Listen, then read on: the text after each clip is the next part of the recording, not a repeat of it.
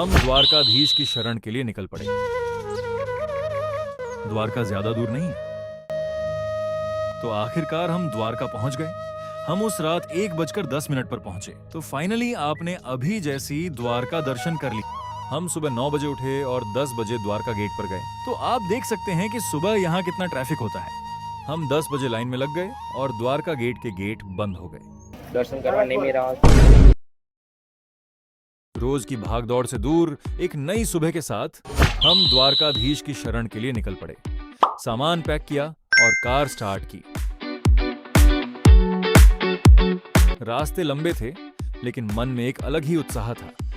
Car की खिड़की से आती हवा, पसंदीदा गाने और दोस्तों परिवार का साथ इस यात्रा को और यादगार बना रहे थे।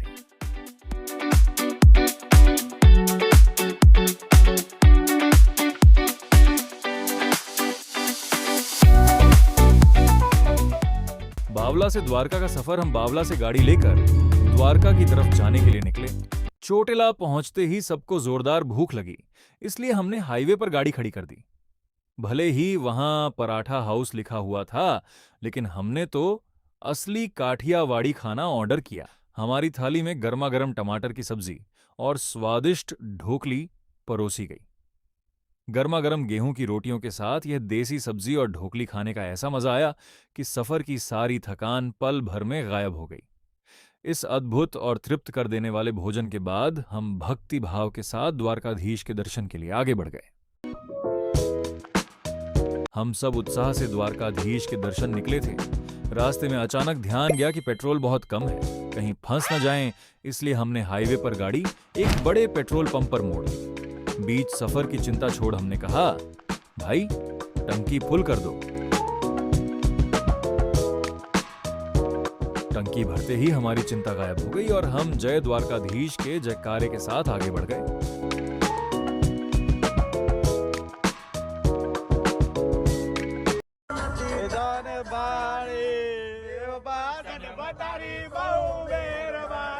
हम सब बड़े उत्साह के साथ गाड़ी लेकर द्वारकाधीश के दर्शन करने निकले थे।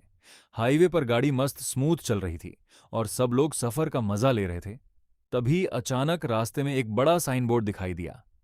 एक तरफ पोरबंदर जाने का रास्ता कट रहा था और दूसरी तरफ आखिरकार हमारा बोर्ड दिखाई दिया, जिस पर लिखा था द्वारका। पोरबंदर से द्वारका की दूरी लगभग 105 किलोमीटर है।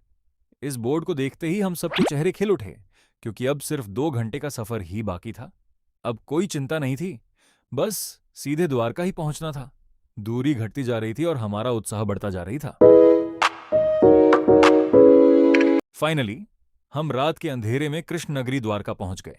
यहां पहुंचते ही मन को एक अद्भुत शांति और अनोखे आनंद का एहसास हुआ। रात का समय होने के कारण मुख्य मंदिर के कपाट बंद थे, लेकिन हमारा मन ठाकुर जी के करीब जाने के लिए बेचैन था। हमने गाड़ी ली और मंदिर के पीछे की तरफ स्थित प्रसिद्ध 56 सीढ़ियों की ओर बढ़ गए। स्वर्ग द्वार के रूप में जानी जाने वाली इन सीढ़ियों के पास